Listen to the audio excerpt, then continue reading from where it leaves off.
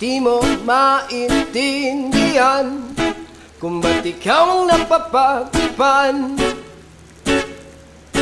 ng halik ng kamalasan. Kinapang mong marahan ng hagdanan para lamang makidlatan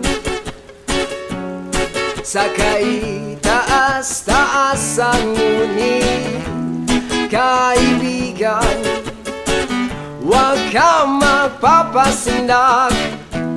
Kaibigan, easy lang saya.